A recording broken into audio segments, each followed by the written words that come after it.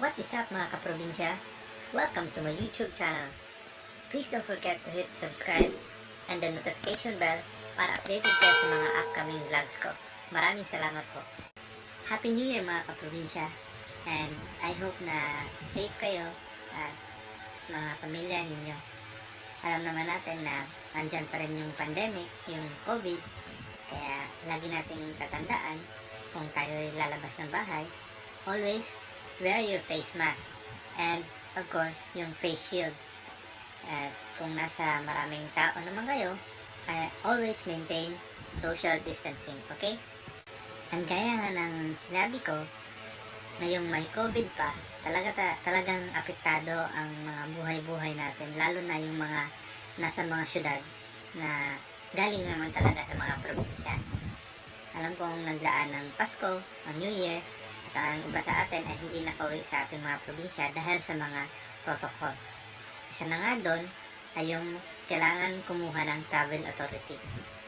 So, ang vlog natin ngayon, itatalakay natin kung ano yung mga posibleng protocols na kailangan nating gawin para tayo payagang makauwi sa ating mga kanya-kanyang mga probinsya. Okay? So, ang mga isi-share ko sa inyo ngayon is based din sa experience ko. Dahil dati, galing ako sa isang syudad kung saan ako nagtatrabaho, at nung pinayagan ako ng pinagtatrabahuan ko na makapag-work from home, ay agad-agad ako nag-decide na mag-process ng mga papeles para ako'y makauwi sa aking probinsya. So, yung una kong ginawa is humingi ako ng LSI form or yung locally standard individual form na makukuha mo naman sa barangay kung saan ka nakatira, doon sa city or sa kahit saan mang lugar ka ngayon nakatira. Pagkakuha ko ng form, nag-fill up ako noon, tapos isinabmit ko naman doon sa barangay din dahil meron silang designated na opisina na nagpa-process ng mga LSI form. At pagkasabit ko, sinabi na lang nila na mag-antay na lang ako sa post nila sa Facebook page nila kung ready na yung medical certificate, which is ang ikalawang documentary requirements para sa travel authority. So, naghintay ako ng mga ilang araw lang, nag-post na sila na ready na yung medical certificate ko. So, pumunta ako sa barangay, kinuha ko yung medical certificate na, by the way, yung medical certificate na yon ay nagpapatunay lang na hindi ka PUM or PUI.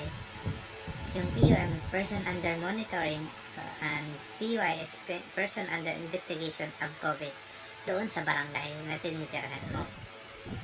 So, pagkakuha mo ng medical certificate ay ang susunod na step is makipag-coordinate ka naman doon sa probinsya nyo or sa bayan nyo. Doon sa probinsya or bayan nyo, kailangan mo namang kumuha ng ikatlong requirement. Yun ay yung Certificate of Acceptance. Yung Certificate of Acceptance is yung nagpapatunay na pinapayagan ka ng bayan nyo or ng probinsya nyo na makapasok. Kung wala yon, ay hindi ka makakakuha ng travel authority. Saka hindi ka rin bibigyan ng certificate of acceptance pag wala kang medical certificate na i-provide sa kanila. So, sa kaso ko, nakuha ko yung certificate of acceptance ko nung ipinadala ko yung picture lang ng medical certificate na bigay sa city, saka sinabihin ko yung parents ko kung pwede ipakita nila doon sa munisipyo para bigyan na nga ako ng certificate of acceptance. Sa akin lang, hindi na nila kailangan yung papel talaga. Yung screenshot or picture lang ng medical certificate, okay na. Magbibigay na sila ng certificate of acceptance. Oras na mamagyan ka na ng certificate of acceptance, bumalik naman ako doon sa barangay ulit para i-submit yun para masimulan na nila yung pag-process ng pang-apat na documentary requirement, which is yung pinaka-importante. Yun ay yung travel authority na manggagaling sa police o sa PNP. Pero doon ko sinabit pa rin sa barangay. So pagka-submit ko ng tatlong documentary requirements doon sa barangay, sila na ang nag-process at sinabihan lang din ulit ako na maghintay na lang ng post nila sa Facebook page nila. So nung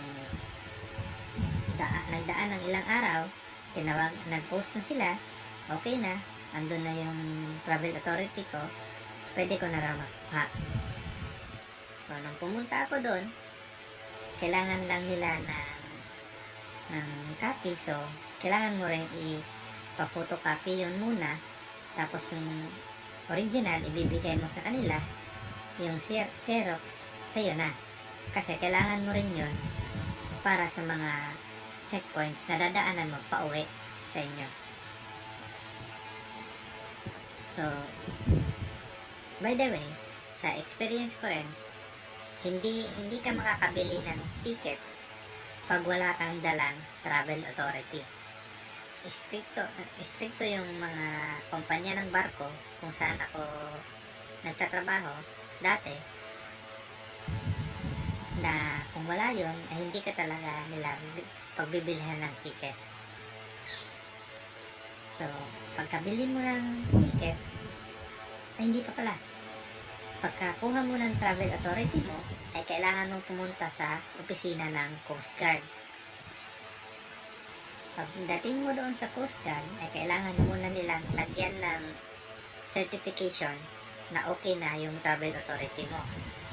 So once malagyan na nila ng stamp yung travel authority mo, pwede ka na pumunta sa mga ticketing offices para bumili ng ticket mo. It's either sa aeroplano o sa barko. Pero sa experience ko, sa barko ako kumuha ng ticket. So yun yung mga major documentary requirements mo bago ka makakuha ng travel authority. So as a recap, ito yung mga importanteng documents na kailangan mo munang i-process bago ka makakuha ng travel authority at makauwi sa probinsya. Una is ang LSI form. Pangalawa is yung medical certificate na manggagaling din sa barangay kung saan ka nakatira pansamantala. Pangatlo is yung certificate of acceptance na galing naman sa bayan mo or sa probinsya mo. At yung pinakahuli at pinaka-importante is yung pang-apat, ang travel authority. Travel authority mo ay siguradong pwede ka nang umuwi sa bayan o sa probinsya, pero depende pa rin yan sa mga protocol ng mga probinsya o bayan. May ibang bayan na pagdating mo doon ay i-require ka na mag-undergo ng 14 days quarantine. So tanggapin na lang natin yun kasi para din yun sa kaligtasan ng lahat. Okay? So kung meron pa kayong katanungan, please feel free to comment down below at susubukan kong sagutin isa-isa, at sana nakatulong ang video na ito para maliwanagan tayo kung ano ang kailangan natin gawin para tayo makauwi sa ating mga kanya-kanyang probinsya. So maraming salamat sa mga nanood, at please huwag niyong kalimutan na mag-subscribe at i-share yung video para mas marami yung matulungan natin. So hanggang sa susunod na vlog, maraming salamat at stay safe.